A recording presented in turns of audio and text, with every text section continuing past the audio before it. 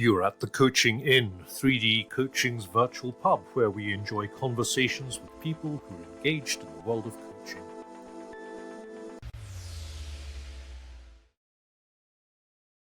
Hello everyone and welcome to this week's edition of the Coaching Inn. What a delight it is to have you here listening to us today. Just a reminder to subscribe or follow if you want to get every episode as it downloads.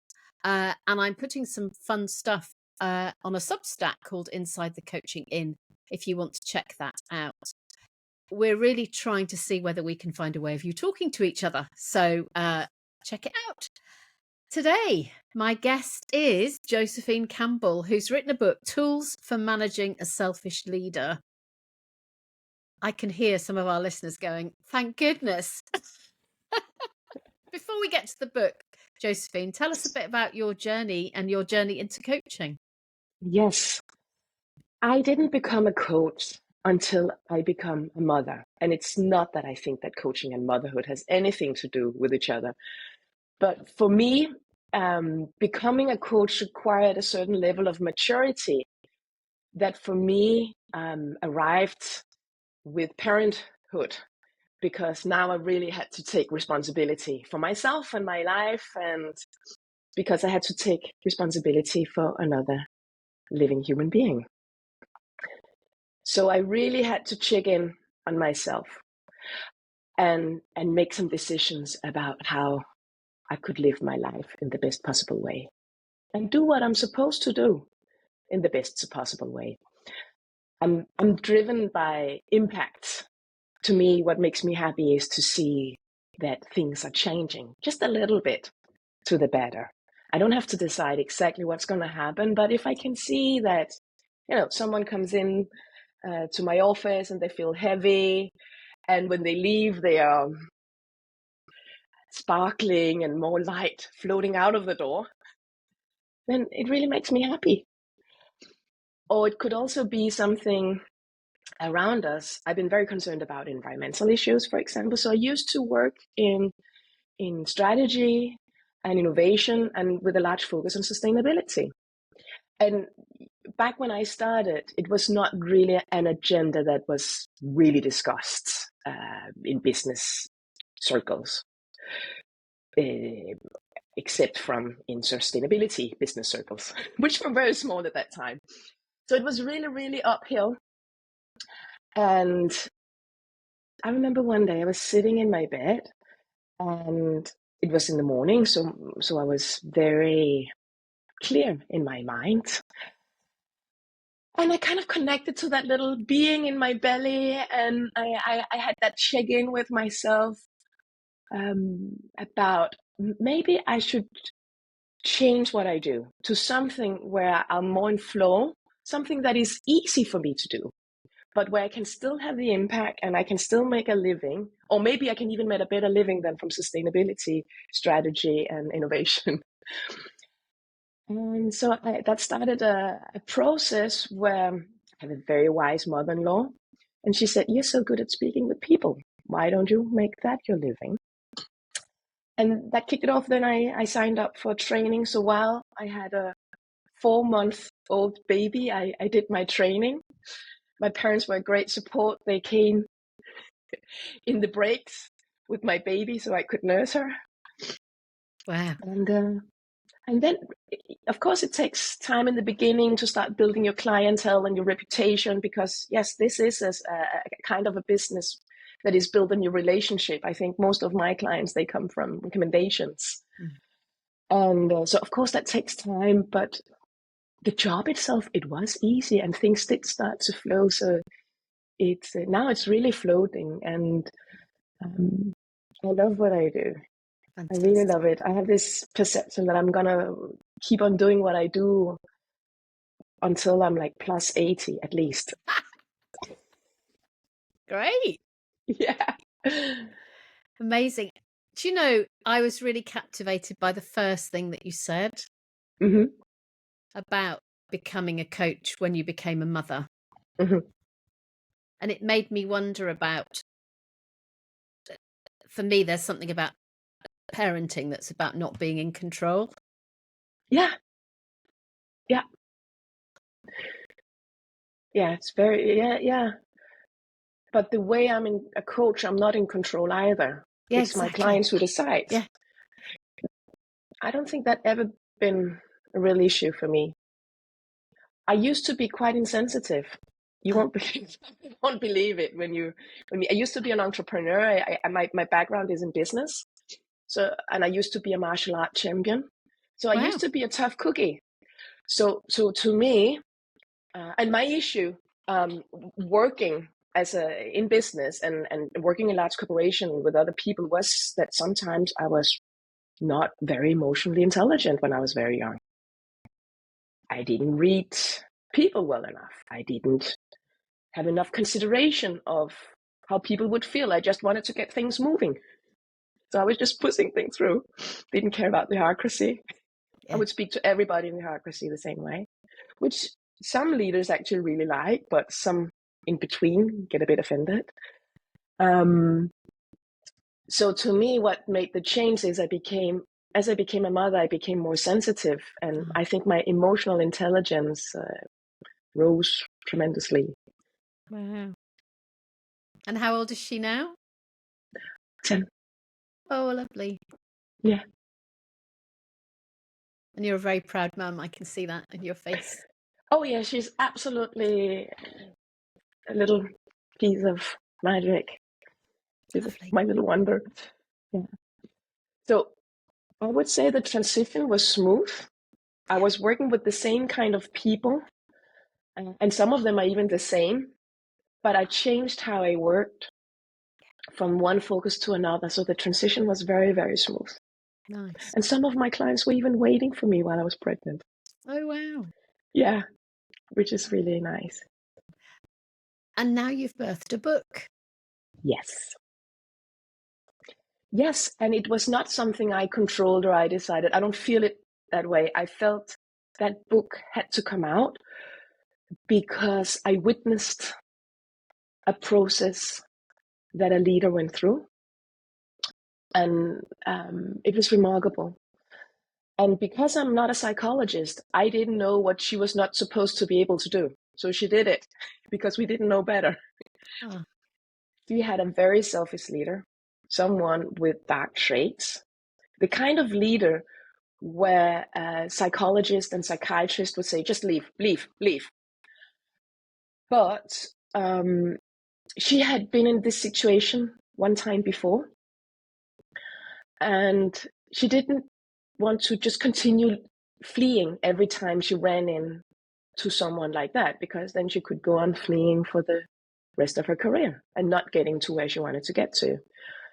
And I do find that most VPs, vice presidents in large corporations, if I talk to them about this topic, they have witnessed or been part of something similar to what Marie, as we call her in the book, has been through.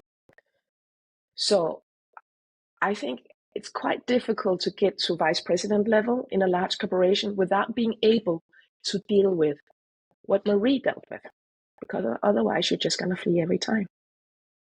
And I just want to make it very clear that what Marie did is not for everybody. Marie is a very resilient person who is in a good position in her personal life. She has a very supportive husband. Her children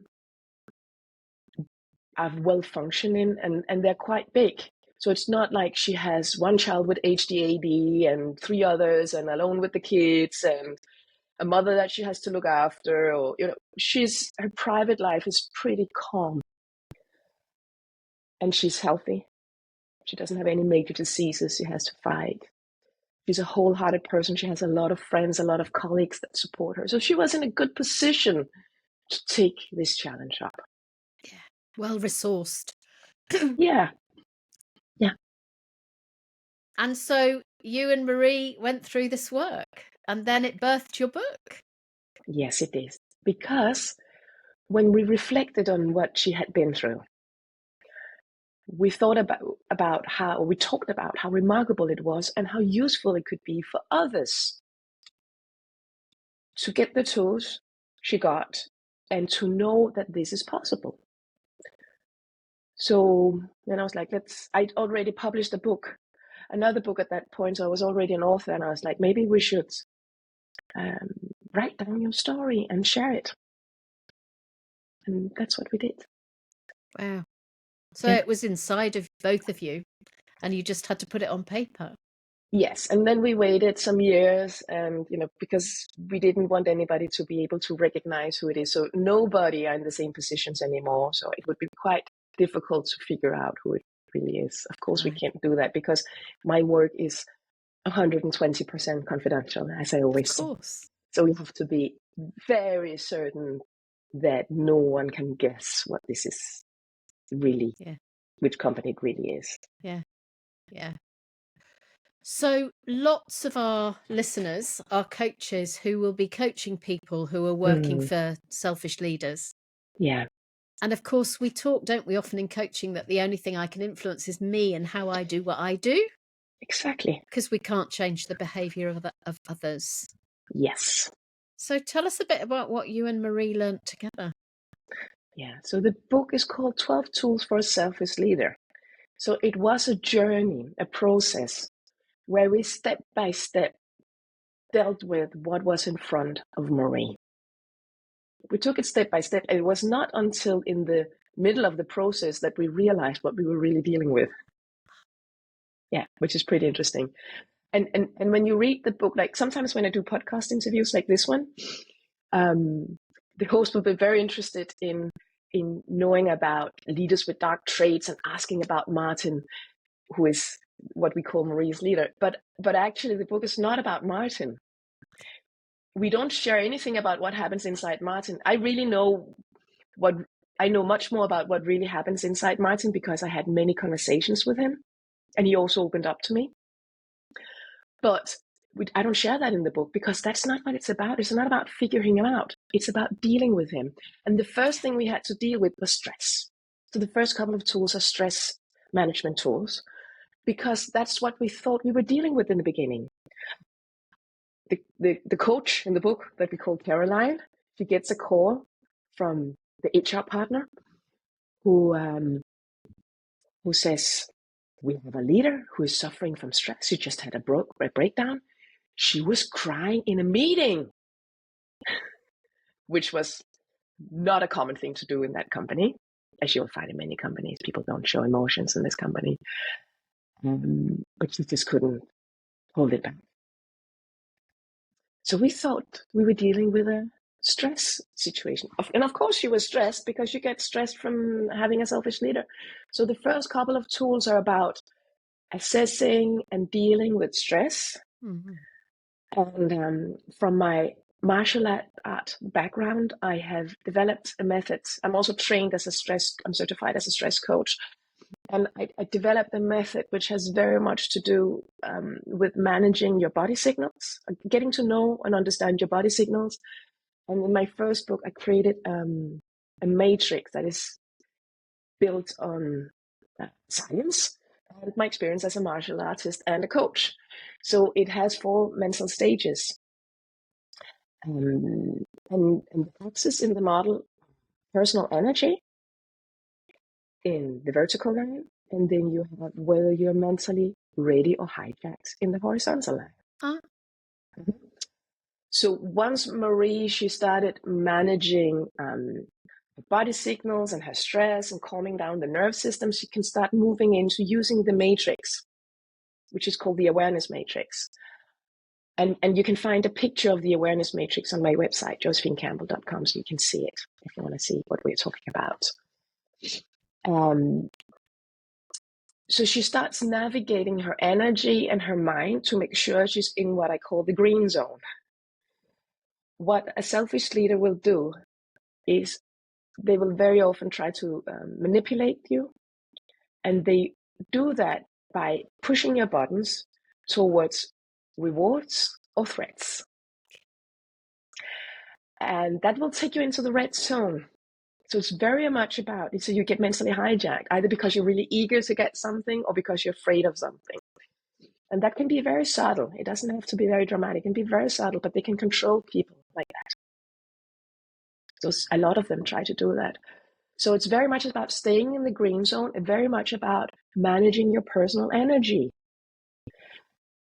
And then the next step is about setting personal boundaries that are healthy, but also works in the context and that works in the collaboration with the selfish leader. So you have to be very subtle and intelligent about how you go about it.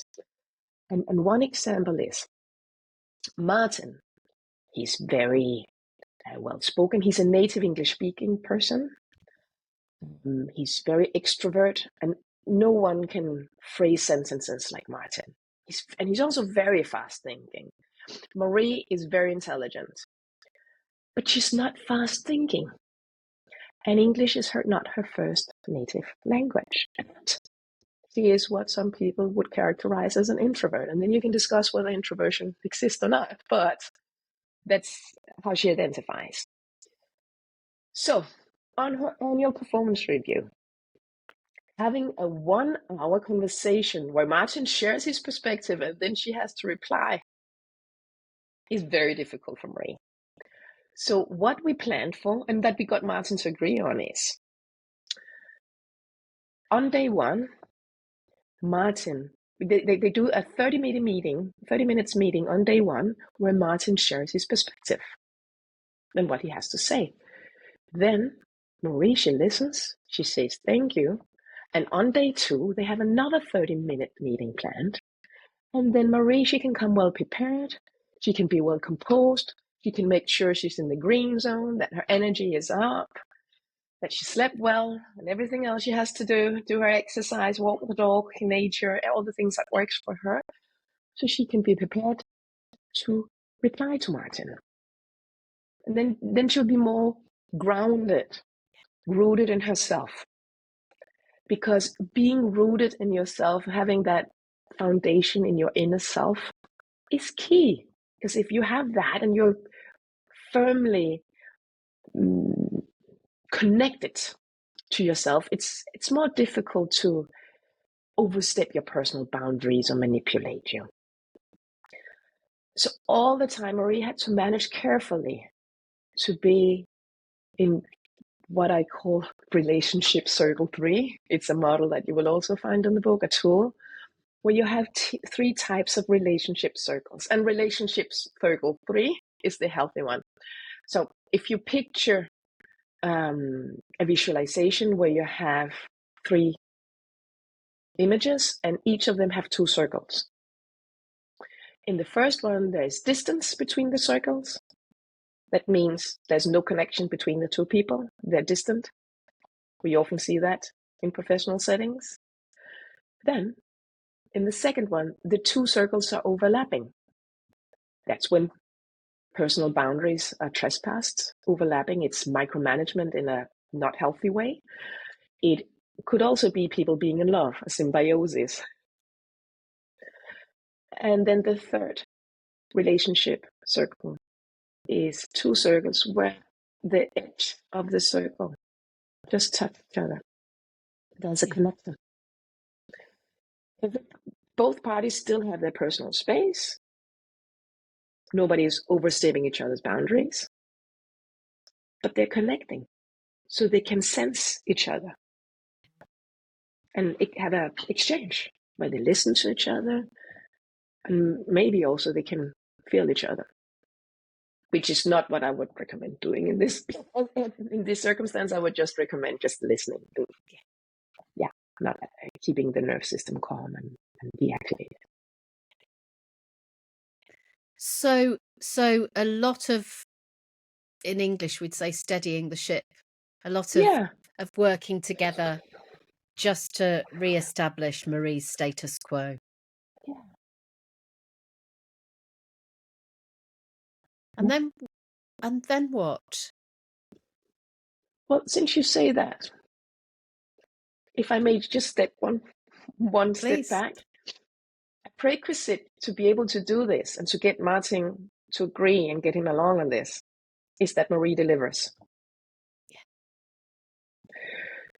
So she had to be very vocal about aligning his expectations and her objectives and her goals with him, and sharing them in a transparent way with more people than Martin and herself, so that she could not manipulate with it. There have to be clarity about deliverables, because if the deliverables are not met, he's not gonna be flexible and do an annual performance review in 2 days rather than one. Yeah. And so a conversation about what to deliver cannot happen over the desk, because then it will be changed the next time. Oh, but that's not what I said. No, you must have heard me wrong. But if you have it there, shared on the screen with everybody in the room, then it's harder to manipulate with it. Yeah. So tactics. Yeah. Tactics. It's all tactics. It could be, we actually discussed whether we should call it 12 tools for managing a selfish leader or 12 tactics for managing a selfish leader, because it's all tactics, basically. But the tools are the enablers for the reflection that creates the right tactic for the coachee. Wow. So what are some of your other tools or tactics?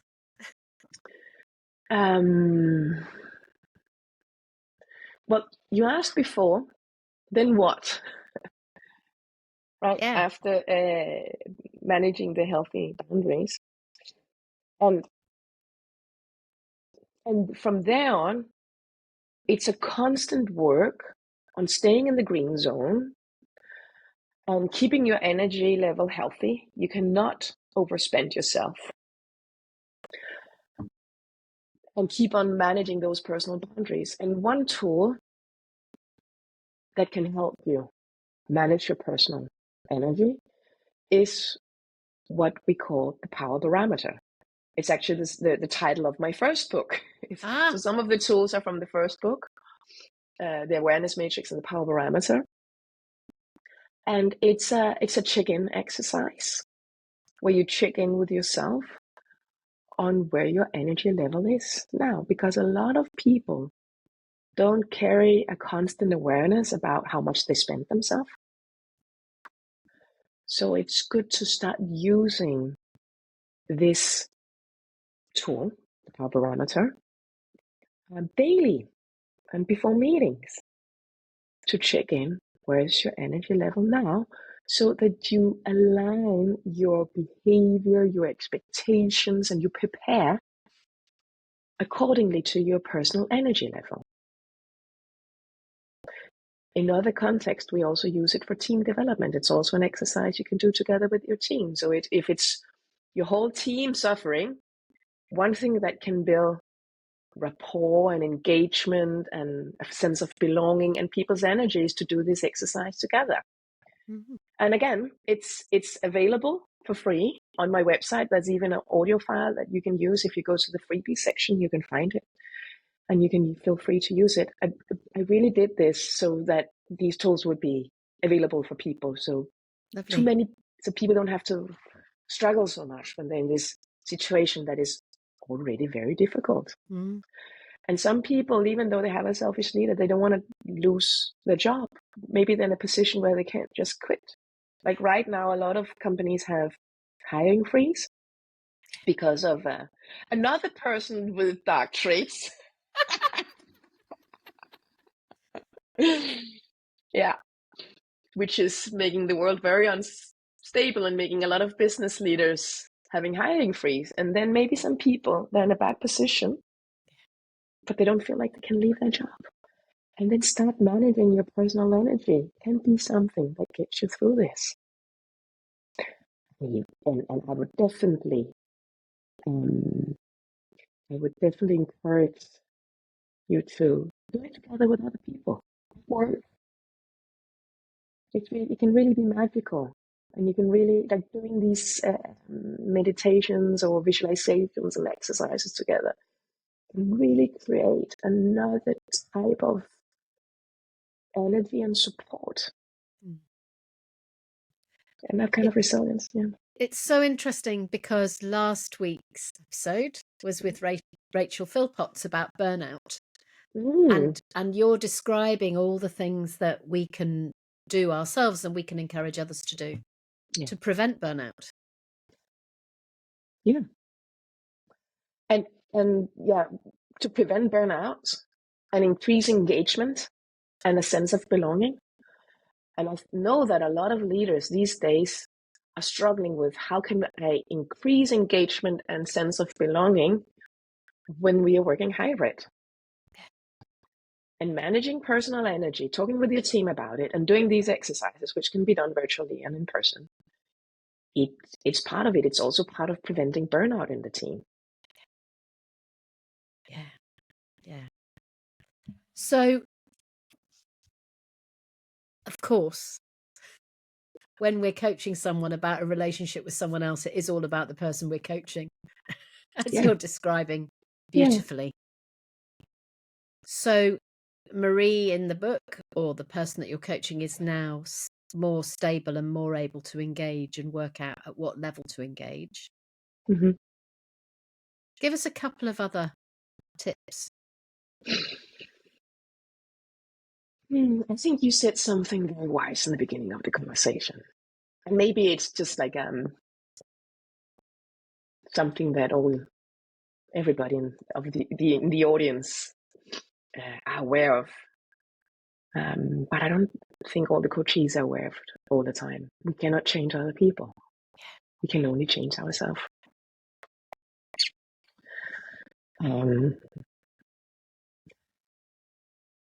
Another tip, this thing about letting things flow and not trying to be in control. When I coach, I really try not to have ambitions on behalf of my coachees. I know some coaches are struggling with that because you want to do well. But I promised myself from the beginning I would not have ambitions on their behalf, nor would I judge them. So I meditate before every session, and part of it is to be completely open to that this person could be changed when they walk in. It could be someone I've been coaching for years, but maybe they changed. And they do coaching, so they should be able to change, right? If it's working what we do. So we cannot expect that it's the same person who walks in the door.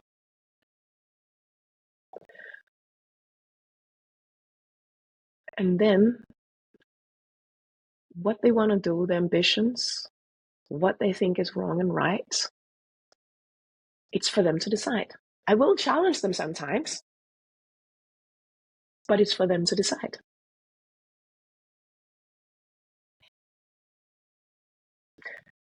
So also in situations like this Marie's journey only did start because Marie, she had a deep reflection. And it was her, not me, who came to the conclusion, I don't want to run from this. I want to learn how to deal with it. Can you help me? This happened in the middle of the process when we both of us realized what was happening. I started studying the topic. I have several brilliant supervisors, and one of them is a psychologist who also works in the military. They have to really know what they're doing, right? So they don't want to hire people with dark traits. She's very, very smart, and she's actually the one who saw what's happening. And then because I have a background in academia as well, on top of business, I used to teach master's program at Copenhagen Business School. And then I turned to science. I started doing a scientific review on what do we know about corporate psychopath, which is a concept that exists in academia. And I found out it's an under-researched topic for natural reasons. The studies that exist are mainly single case studies that some consultants who also have a foot in academia have done retrospectively when they found out and realized what happened. And it's hard to do quantitative research because how are you going to do it? You can't walk into a corporation and say, hey, I'm doing a study on corporate psychopath. Who's going to participate? That's not going to happen. So what a lot of psychologists and psychiatrists are preaching today is research done on criminal psychopaths in jails where the psychopath can get benefits or a break from boredom by participating in studies. And those findings has been translated into another context, though the scholars agree that there's a huge difference between criminal psychopath and corporate psychopath. So what psychologists and psychiatrists are preaching today is not built on data and science, it's built on assumptions. Yeah. And I really love how you've chosen not to label. Yeah. Because selfish leader is a way of looking, isn't it? But it's not. It's much less judgy, and it's much less othering. Yeah. Than using a label like psychopath. Yes. Yes. We don't want to other these people. Also, because I actually do think it's not the corporation's job to give them a chance, maybe a small chance, but not too much. But we, as coaches or psychiatrists or psychologists, we should give them a chance. What I experienced with the real Martin, because I gave him a chance, I could see a little bit of light in him, and I could get him curious about getting into a process. He found it fascinating and interesting to have these conversations with me because I could see him and I could see that little bit of light, and he opened up and he shared some of his stories, and you would cry if you hear his stories, what he grew up with. And just from a few conversations afterwards, he actually chose to do something differently. He made different choices for his career that now have put him in a situation where he does less damage to other people. And he has a better chance of doing something that is genuinely nurturing to him. So by not judging him, something good actually came out of it. And that doesn't mean that we should endlessly trying to convince someone or not at all, but not judging people. If you can see the light, give them a chance within limits and see what happens. What a story of hope. Yeah. That's it's beautiful to hear you being so very normal about something that was clearly so very challenging in a way that enables others, and that I'm sure that will enable you, our lovely listeners, to think, where do we normalize instead of catastrophize? Oh no, this person I'm coaching is working with a leader who I would label as XYZ. Actually, let's think about strategies to work with a selfish leader. Yeah. So, go on. Yeah, and I think most coaches have the ability to see something beautiful in everybody, right? There are some which are judgmental and don't want to work with a certain type of people. But, and if you feel like that, then maybe it's going to be hard. But if you don't feel like that, look for the light and because we need to be a little bit like working in businesses, you have to be flexible. You cannot expect that upper management will do the right thing and they will see it and all that. It's not going to happen. So you got to be a little flexible. Yeah. You got to be a little flexible and try and see the light. And remember, this person was a child once too. There's an inner child somewhere there as well. A hurt one. And that's where we can bring our compassion. Yeah. So, your book, 12 Tools for Managing a Selfish Leader by Josefine Campbell. And how else do people contact you? They can reach out to me on LinkedIn. I'm active on LinkedIn. And they can email. They're more than welcome to write me. You can find my contact details on the website, josephinecampbell.com. I want to emphasize that Josephine, it's spelled with an F because I am Scandinavian. I'm from Denmark. And so my parents named me Josephine with an F as it's spelled in Scandinavia. But the Amazon algorithm doesn't agree with that. So if you Google my name, if you search for me on Amazon as an author, you will not find me. You will have to search for the book title. And when you look for me online, spell Josephine with an F, and you'll find me faster. Oh, But the Campbell is the Amazon, regular way. the Amazon algorithms, that could be a whole Oh, conversation in oh itself. my God, it's horrible. Yeah. That's kind of othering, right? Yeah, Amazon have me down as Pedrick. Mm-hmm. Well, Pedrick is my married name, so actually Mm-hmm. Pedrick isn't a name that belongs to me at all, because my name is Claire, and before I married I had another name. Mm-hmm. So I really object to that on my Amazon profile, so I added another one. I added Claire Oh. Pedrick, so if you look at some of my books, they look like they're written by two people. Mm. But I was not going to be called by a name that doesn't belong to me. And you can't get anything changed on Amazon. There's no dialogue. Anyway, that's another chapter. We'll discuss that another day. Thank you so much for coming, Josephine. You're welcome. And Claire, I just want to can I share that I will be in London at the Leadership Institute of Leadership. Well, I know this episode gonna live longer, but on June 24th, 2025, I'm gonna do a Meet the Author session at the Conference for the Leadership of Institute in London. I imagine some of the lovely audience are in London, and I'll be there. If they attend and they want to talk, please feel free to reach out and bring me. I'm there all day, just also to meet people. There are a lot of other interesting speakers there. Excellent. Well, we'll make sure that that's in the show notes. And lovely listeners, you may be listening to Rachel Philpott's episode on burnout next week. Thank you all for listening. Thank you for coming, Josephine. Bye-bye, You're everyone. welcome. Bye. Bye. If you've enjoyed what you've heard today, we'd love you to share the podcast with a friend or leave a comment on social media.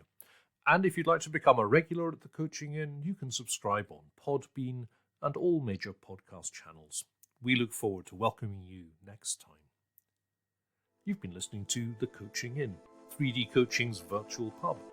For more information, check out 3dcoaching.com.